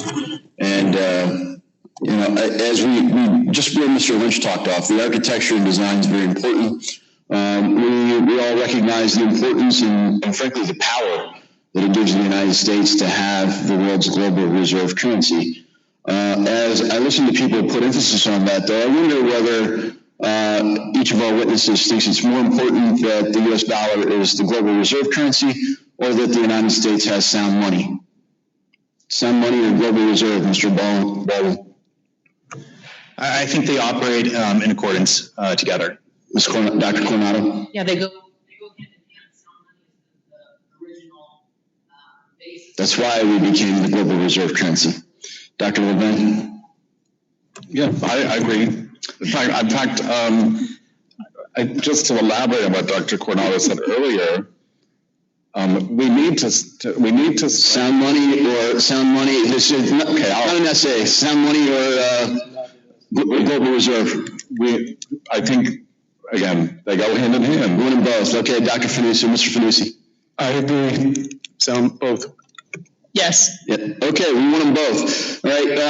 We could really debate whether we actually have sound money tonight or not, but I think we're doing a nice sample pack of modern monetary theory. There is no lender for this helicopter money that Dr. Coronado referred to. We're actually destroying the dollar, which is why there's been an interest in things that aren't U.S. dollars. It's created asset price inflation in our stock markets. People have fled cash reserves for anything but cash. Wise folks have recognized, Distinguished Ray Dalio said it, well before the coronavirus, cash is trash. Not because the U.S. dollar is bad, but because the monetary policy is bad. We're destroying the dollar. With our fiscal policy, and Dr. Coronado integrating fiscal policy with it is horrific. So the real question is, when you look at what's happening with the central bank digital currency, some of the aficionados for this, when I hear Mr. Fanusie laud the Chinese, and it almost seems like there's a coveting of the power that China would have by being able to create this really creepy surveillance tool, by being able to know everything about every person, and including every transaction, and frankly, the ability to filter those transactions for the power of the state. I guess if you're a statist, you would actually love that tool. And if you look at the things that Dr. Coronado is talking about, and Dr. Levin referenced, to perfect the monetary policy, you could give the Fed more power than they already have as the most powerful central planner that we have to distort the economy. And frankly, if you want to perfect negative interest rates, you make sure that people can only hold digital currencies, because you can destroy the holdings. You can put expiration dates on people's dollars. So these are tools that people are proposing. They're not said here in public, but they have been mentioned at the Bank of International Settlement. So, this is not something that I think we should seek to do, is empower the central bank to do these things. So I think about, how did we come to have this conversation? We largely had it because someone under the pseudonym, or some people under the pseudonym, Satoshi Nakamoto, created Bitcoin. It made the blockchain secure architecture, widely known and widely used and very attractive for its features. And so when I talk about the features, it's a true distributed ledger technology. It allows some level of privacy. And as we've talked about, the challenges for the payment system, all these things are already happening, Dr. Levin. They're already happening. They're happening without a central bank digital currency. That's part of the beautiful nature of crypto. Stable coins like Paxos Gold, for example, are stable, and we don't have to have Federal Reserve accounts that track the value of gold. So if you look at this, let me just go down the line quickly. Is the permissionless nature of Bitcoin a feature or a flaw? Mr. Baldwin. A feature. Dr. Coronado. Don't know. Dr. Levin. Bitcoin is expensive to use and it's slow. Okay, so you see it as a flaw, Mr. Fanusie? It's a feature and a flaw. Can be a flaw, yeah. Okay. Same feature and flaw. Sure, flaw. Okay, so it's not a perfect tool. I don't think that the Fed's going to perfect it unless they find a way to keep it permissionless. I yield. Gentleman yields. The gentleman from New York, Mr. Torres, is now recognized for 5 minutes. Thank you, Mr. Chair. COVID-19 has shown us the fragility of the American social safety net, a fragility that stems from a lack of automatic stabilizers. A CBDC, it would seem to me, would fill a critical void. It would radically reduce the length and depth of future recessions. It would bring instantaneous stability to hundreds of millions of Americans in times of economic instability. I know there are concerns, but it seems to me the system-wide stability that it would bring outweighs all the cost. Mr. Levin, do you have any thoughts? Well, I just want to say again here that for decades, normal people and small businesses used U.S. dollars. We had stable money. Okay, not all the time. We had a Great Depression that was horrible, and prices dropped 30%. It's critical for the Federal Reserve to be able to make sure that never happens again. Okay, but people like being able to use dollars. I think the Federal Reserve can create a digital dollar that people who want to can hold it and use it. We believe in civil liberty. My question is, would it make the economy more resilient? Would it? Yes, it would, of course. Okay. We talked about this before. And it would help make sure that emergency assistance to families and small businesses. And I just want to interject for a minute. What are the benefits and cost of a one-tier CBDC model versus a two-tier model? Okay, as succinctly as you can. Okay, yes. Please. I'll try. I think it's critical to have a public-private partnership, which is what maybe you're referring to as a two-tiered system. The Fed creates reserves that the wallet providers can hold, 100% reserves, okay? But the wallet providers are competing with each other, okay? In that sense, it's not so far from what Mr. Baldwin's described as the stablecoin kind of competition, except every stablecoin has 100% reserve backing. They're all called digital dollars, okay? They don't have to be called stablecoin 1 and stablecoin 2, but that's tier 2, and that's the best system, public-private partnership with competition among providers. One of the pillars of America's prosperity is the primacy of the dollar. What implications would the rise of CBDCs have for the dominance of the dollar, and what does that mean for the American economy in the long term? Mr. Fanusie, do you have any thoughts? Like short term, long term, and it depends on how we navigate the CBDC environment. I think most of us actually agree that CBDCs in the short term aren't going to, especially the economists, that aren't going to displace the U.S. dollar for all the reasons that we've been discussing. And I think the broader issue is how will we, what will be the role of the dollar in an environment where there are CBDCs, that they proliferate and that they're more popular for cross-border use. You could think that maybe the Sputnik moment would be, if we're going to look for one, the Sputnik moment might be when we see those first retail CBDC to CBDC transactions happen successfully, not just in quote unquote in the lab. I want to interject. Cybersecurity. In the first half of 2021, we've seen an explosion of cyber crimes in general and ransomware in particular, the Colonial Pipeline, JBS, even the New York City Law Department. Cybersecurity Ventures projects that the cost of cybercrime could reach as much as $10.5 trillion by 2025. What impact would CBDCs have on what appears to be the exponential trajectory of cybercrime and ransomware? It seems to me the use of centralized ledgers in particular by authoritarian regimes would be a dream come true for cyber criminals. So what does this mean for cybersecurity? Mr. Fanusie, do you want to? It absolutely raises the risk. This is probably one of the features that hasn't been studied because we're at such an early stage of discussing CBDC design. But this would be absolutely one of the most critical risk areas. Can I add, though, that it's also an important benefit? Because right now, what we've seen both through the cyber attacks and the lack of payments in the crisis is that we don't have a digital infrastructure.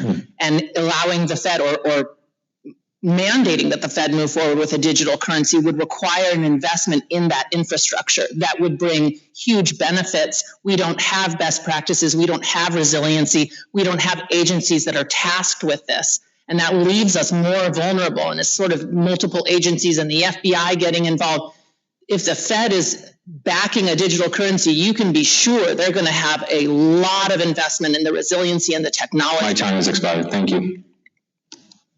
Gentleman yields. The gentleman from Texas, Mr. Sessions, is recognized for 5 minutes. Mr. Chairman, thank you very much, and to our panel, thank you for taking time to be with us today.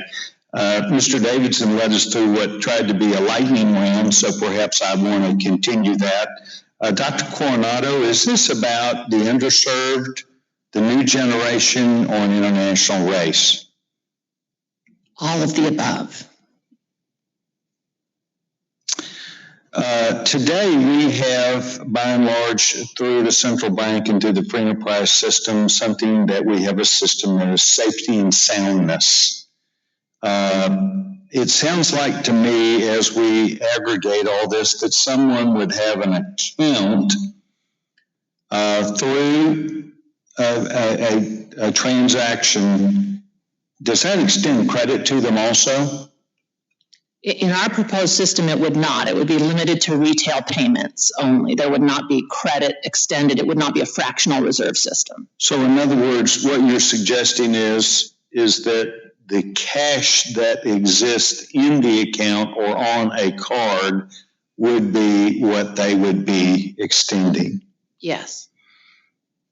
The opportunity then sounds like to me that the risk to the central bank is low. The risk to the central bank from? Well, you can only have an account with money in it, and you can only exchange the money that you have. Right. So this really is, in my opinion, as you suggest, it is for a new generation. Right. It is for the underserved, and it is to make sure that the American system would be one that's resilient, but that would be based on day-to-day opportunity, not long-term spending. Correct. I do definitely see it as an enhancement to safety and soundness, that we don't really have a choice. We're losing it as we speak. So in other words, really what this is about is to make sure that every sin, we hear these stories somewhat, or I have in my past, about Africa, that you've got a good number of people that may be out in a rural area. They still need to be able to have transactions. That's really what this is about. You spoke about what is the biggest challenge. What is the biggest challenge? To implementation? You're the one that said we have the biggest, earlier in your testimony, you referred to a big challenge. So I think the big challenge right now is the lack of digital infrastructure, and that the world is moving ahead while we're standing still. So both in terms of the cybersecurity issues and the payment innovation issues and the global transaction issues are all moving ahead, and we're not moving with it. That creates a great challenge to safety and soundness, both domestically and the reserve currency status that we enjoy. So I don't think it's an option to stand still. I think we need to be engaged, and not only be engaged, but play a leadership role in this. Would you see that as the maturity of this takes place, that a person who's in an underserved area or who does not have an account would walk into a bank or a credit union or some financial institution and just like use it as a gift card, there's a one-time use? Is that the way you see this? Well, there's different ways. I mean, there's the account based, in which it would be a transactional account where you're moving the money around different accounts. And then there's sort of a token system. I think the sand dollar has both, and you could do a system of both. I think that primarily the U.S. would be an account based system, just because you're going to need that, those digital payment providers to provide some of the know your customer and anti-money laundering oversight for these accounts, I think, but there could be an additional sort of tokenized card feature to it as well. Good. I think this clarity has been very good for me to understand actually that it would be something where someone would have an account. It would be offered with or with the bank. But it would be an account that we would not be extending credit, but it gives them an opportunity to use it in the marketplace. Mr. Chairman, thank you for the time, and I thank the gentlewoman from Texas. Thank you. The gentleman yields back. The gentlewoman from New York, Ms. Ocasio-Cortez, is now recognized for 5 minutes. Thank you so much, Mr. Chair, for convening this hearing, and thank you to our witness panel for being with us today. I want to take the time today to explore some of the implications of central bank digital currencies for folks kind of following at home. A digital dollar would resemble in certain ways cryptocurrencies such as Bitcoin or Ethereum in certain limited respects, but differ in very important ways as well. Now, Dr. Levin, rather than a tradable asset with wildly fluctuating prices that we see in certain crypto markets and limited real life use as a currency, a central bank digital currency would function more like dollars and have more widespread acceptance, presumably, correct?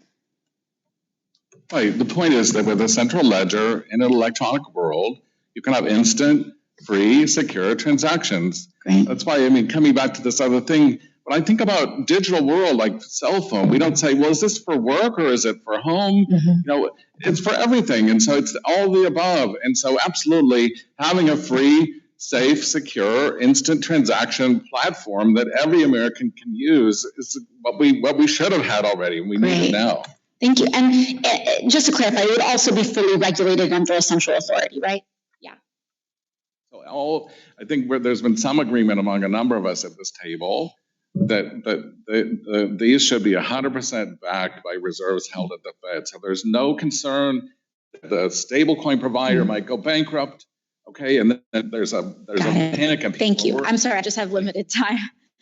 Now, economists like Claudia Sahm have, and as we've heard throughout the hearing, agree that direct stimulus payments, like the checks that Americans received during the pandemic, can shorten recessions. And although stimulus payments helped stabilize the economy during the pandemic, delivery was sometimes slow. And even the IRS and the Treasury just announced last week that 2.2 million stimulus payments were made in late July.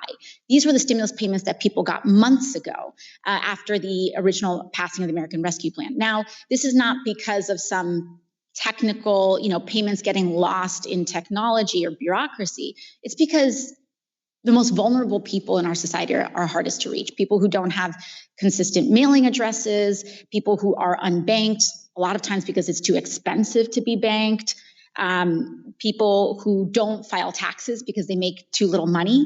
And these are real issues. And so my question is, with the CBDC, it's all about the design. It's not just the idea, it's the execution, design, and implementation. And my question is, in that similar vein, what would make a well-designed CBDC system that helps overcome some of these existing issues that we have seen with banks and with just the delivery of stimulus checks? Ms. Coronado?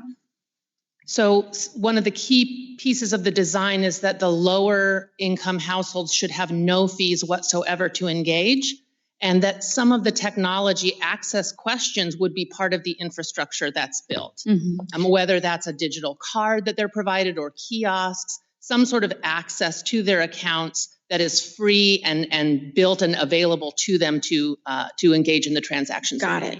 And there has been some discussion even most recently, and we heard in the last few minutes, about two-tier systems. And Dr. Coronado, in your testimony, you say, quote, preserving a two-tier system of private providers would promote competition and continued innovation, while Fed oversight would promote that safety and soundness. Now, by two-tier systems, you're referring to how certain banks like Wells Fargo, Bank of America, JP Morgan can bank with the Federal Reserve, but regular Americans cannot, right? That's what you're alluding to? Okay. Now, I just want to be clear here, just for clarification. There is no legal, technical, or operational requirement as to why banks or private payment companies need to be involved, correct? In other words, the federal government could provide public digital currency services directly to the public if it wanted to, like the Postal Service provides bank. Sure, yes. Money to, okay, thank you. Now, I think one of the things that we're seeing here is that we're facing a choice. Mm-hmm. Congress is facing a choice, whether we want to give, Wall Street another tool of being in charge of the public's money and payments, or whether we can potentially establish a public option here as well. Now, one concern that we hear in CBDC conversations, my time is up. I'm sorry, so I can't get to the last question. I'll file it for the record. Thank you. The gentle lady yields back. The gentleman from Minnesota, Mr. Emmer, is now recognized for 5 minutes. Thank you, Chairman Himes and Ranking Member Barr, for hosting this hearing to discuss national security, privacy, and competitive implications of a potential United States digital dollar. As we carry on these discussions on and off the committee, we must not forget that the benefit of having a digital dollar would only come to fruition if it were open, permissionless, and private. Any attempt to craft a central bank digital currency that enables the Fed to provide retail bank accounts and mobilizes the CBDC rails into a surveillance tool able to collect all sorts of information on Americans would do nothing other than put the United States on par with China's digital authoritarianism. Our banks and fintechs, that's okay, you can laugh, but it's real and it's happening. You talk to the Chinese, what their government's doing to them. Our banks and fintechs are doing a great job serving their customers and expanding access to financial services. It's the competitive marketplace of the private sector that facilitates that achievement. For this reason, I am deeply concerned by Chair Powell's recent comment before the full committee that the strongest argument in favor of central bank digital currencies is that, quote, you wouldn't need stable coins. You wouldn't need cryptocurrencies if you had a digital U.S. currency, close quote. Our government should never be in the business of designing a tool that will wipe out an entire innovative private market, a market that creates far more capital and provides far more high-tech jobs than the government will ever be able to do. More than anything, cryptocurrencies, stable coins, and other private market blockchain innovation open doors to immense opportunities for Americans. These decentralized projects have an underlying code that is open source, meaning anyone can find it, study it, verify it, and build projects on top of it. It is in this way that crypto and blockchain expand opportunity for everyone, whether that's financial inclusion or capital formation or tech innovation. With cryptocurrencies, no one has to ask a bank or a corporation, or perhaps most importantly, their government for permission to start a project or launch a business or get a loan. That's the way it should be. And by the way, it's interesting how cryptocurrencies have grown as government seeks to grow ever bigger and try to make decisions for the public. The size and scope of government versus a right of an individual to self-determine is exactly what is pushing the development of this area. And it's great to have all of you here and talk about this wonderful topic. But I'll tell you, if we don't start to figure this out and get ahead of it, this market's going to happen with or without us, and it's going to happen here or somewhere else. So, Mr. Baldwin, why don't I start with you? In your testimony, you mentioned that international competition is decreasing in the United States, in the United States role in international finance, and that our lack of a CBDC plays into that. It's my belief that decentralized technology like cryptocurrencies and blockchain and the blockchain technology that it sits on, that they sit on, maintain a fundamental American principle. That is individual privacy, a free marketplace, and competition with innovation. Why should the Fed focus on uplifting private crypto markets and blockchain innovation rather than crafting a CBDC that wipes out this great industry or has the potential, according to Chair Powell, to wipe out the industry? Specifically, can you touch on how a thriving crypto and blockchain industry in the United States could make the United States of America more competitive with respect to international finance? I think the goal across this hearing is to promote faster, cheaper, and easier to use payment mechanisms. A private sector-led approach opens a lot of opportunities in areas such as micropayments. That's engineering jobs, that's jobs for salespeople, creating innovations such as real-time payments. So if you're an hourly worker, getting paid for the hours you work in real time, or if you're a music producer, getting paid for your streams. These previous transactions that are low cost were infeasible in our current system. So a private sector approach really promotes opportunities to innovate in different areas and have private developers see a need for it in the market and then go and develop the tool. Mr. Baldwin, in the few seconds I have left, is there any reason in the world why a free market constitutional republic with free citizens able to self-determine should want to emulate a communist party driven authoritarian type digital currency program? The Chinese central bank digital currency approach has a lot of negatives in areas such as consumer privacy. Any approach the U.S. takes should make sure to steer clear and respect the privacy of the American citizens. Thank you. I see my time's expired. Gentleman yields back. The gentleman from Illinois, Mr. Foster, is recognized for 5 minutes. Thank you, Mr. Chair. If you're going to prevent digital dollars from being used for ransomware, money laundering, child trafficking, terrorism, you name it, is there any alternative to having a secure and legally traceable digital identity for all participants? Not for the bulk of the transactions, no. Does any one of you believe that a digital dollar that can't be abused in this way can be implemented without having every transaction tied to a legally traceable participant? So that's pretty much a precondition for a central bank digital currency, is having a digital identity system. I think a question I think the Federal Reserve should look at, and other central banks are looking at, is could you have a $5 prepaid card that you could take up into the mountains? No, so you do have de minimis threshold. Yeah, de minimis. Okay, but I think for sure once we're talking about significant amounts crossing borders, especially. Absolutely. Okay, Absolutely. So that it seems like the starting point for this is to get a digital identity ecosystem working in our countries and then interoperable.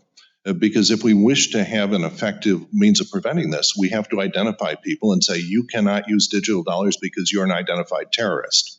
Okay, is that pretty much going to have to be a feature of any system, whether it's stable coins or anything else that cannot be abused? I think in civil liberty, no one should be required to have that digital identity. But if they don't have it, then they can't use that system, right? Right. So Okay, yeah, I agree. Does anyone disagree?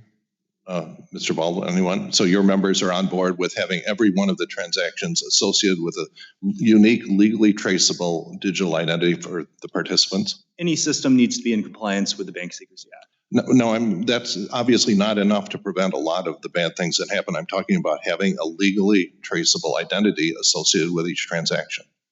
Illegally associated, as long as it's in means with the rules set forward with FinCEN and association. Well, but FinCEN would like the rules strengthened, frankly, because there are a lot of holes in the current system and a lot of terrorism and child trafficking and you name it, ransomware.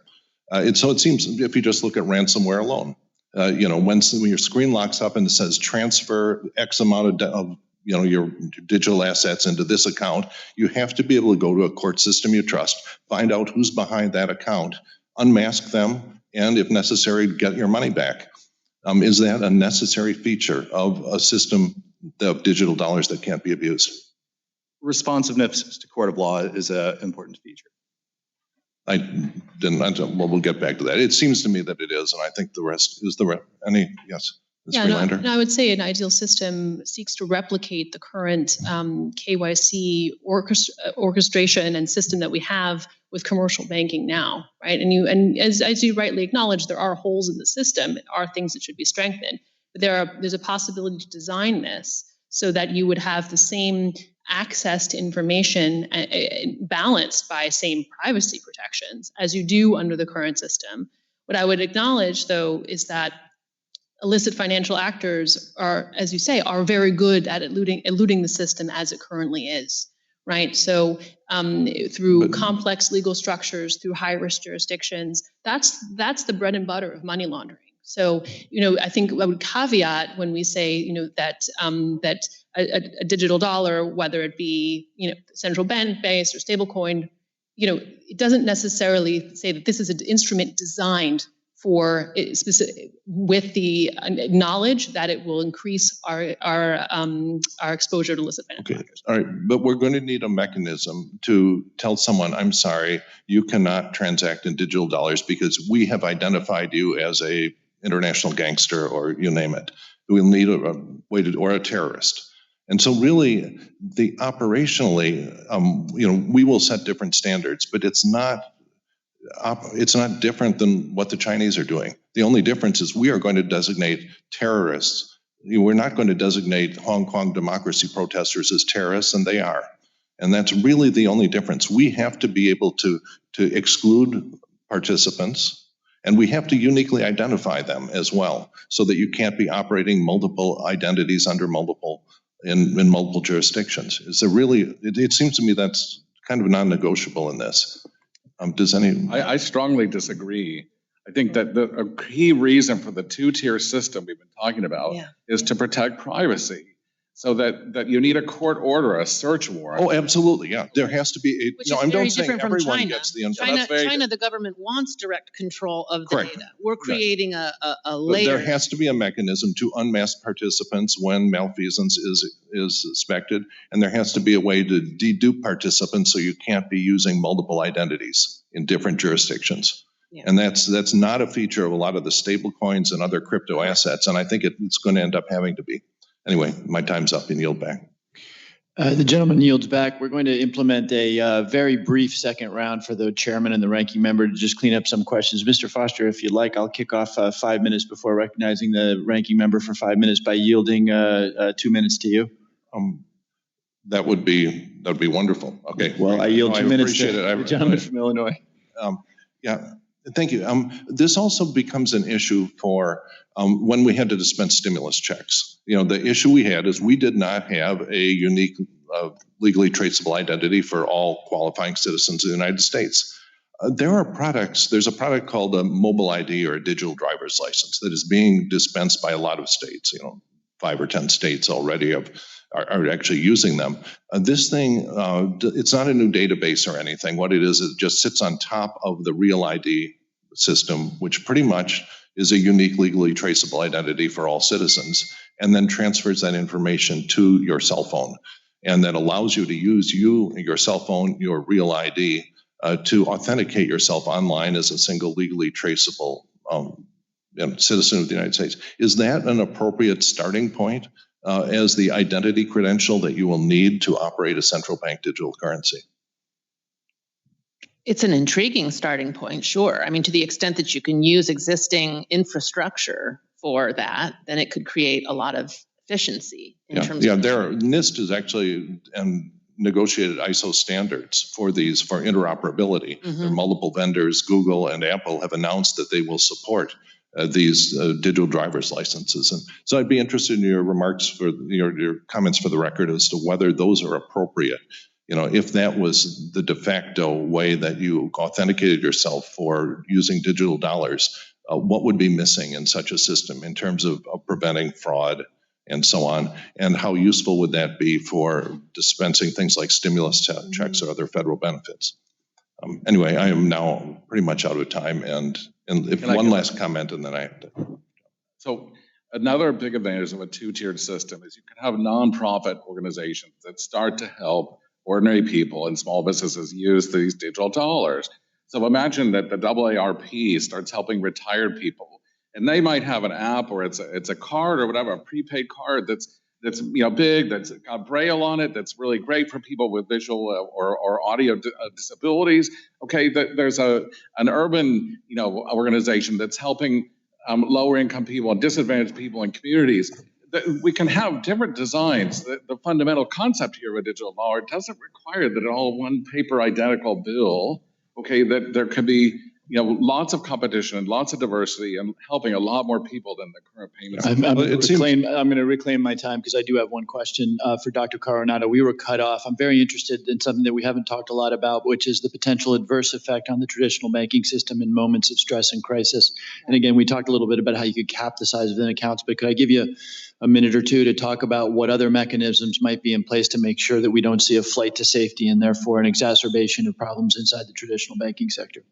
I mean, the limitation and the integration between the systems would be part of the design, I think. So the limitation on the account size would mean you wouldn't have the system get too big or wouldn't usurp the existing banking system, which is where most of the money is in wholesale banking anyway. So the retail banking system would be necessarily limited in size. That's the first pillar of preventing that kind of cyclicality. And then, you could have sort of the ability to speak between the banking accounts. The banking account would be integrated with your digital account. And that could also, mean that the money flow back and forth wouldn't be as destabilizing. I don't know. Do you have any? Well, Michael Board and I have thought about a lot about this. Our recommendation is to think about during emergencies that these digital dollars are like a safe deposit box. And the right solution would be to in an emergency, okay, for large amounts of digital dollars, to impose a safe deposit box fee, which could be 1% or 2%, enough to discourage huge institutions from moving all their money out of the commercial paper market into digital dollars. So I think this is a totally solvable. It's a totally solvable problem. There might be some. The limitations that you couldn't caps move that size of money, it couldn't destabilize the commercial paper market in our design. It just wouldn't be, the scope would not be available for that. Okay, great. I appreciate those answers. We'll yield the balance of my time and recognize the ranking member for 5 minutes of additional questions. Well, again, Mr. Chairman, thank you very much for your leadership on this issue and for holding this hearing, which is clearly a pressing issue, urgent and important for national security, for the unbanked, for personal privacy and civil liberties. A lot of issues covered today. So one final comment and then a question. The comment is, I think what we learned today was that Chairman Powell was absolutely right about getting this right, as opposed to getting there first. I think there is urgency, and so I think we do need to move forward with urgency, but getting it right is so critically important. And I think we learned that there are some dangers associated with privacy, with manipulation of monetary policy. I appreciate my colleague from Massachusetts recognizing that this is blurring the lines, Dr. Coronado, between fiscal policy and monetary policy. They've already been blurred. And let me also just say, well, that's true. And I think we need to restore the Fed to be a monetary policy only and accountable. Yes, independent, but accountable to Congress. And Congress and the elected officials of this country should be the fiscal policy makers in this country. The other concern is the concern that the chairman just raised, and the possibility that this could get out of control to the point where a central bank digital currency is making an end run around the private commercial banking system. So what I have concluded is that direct Fed accounts is probably not the way to go.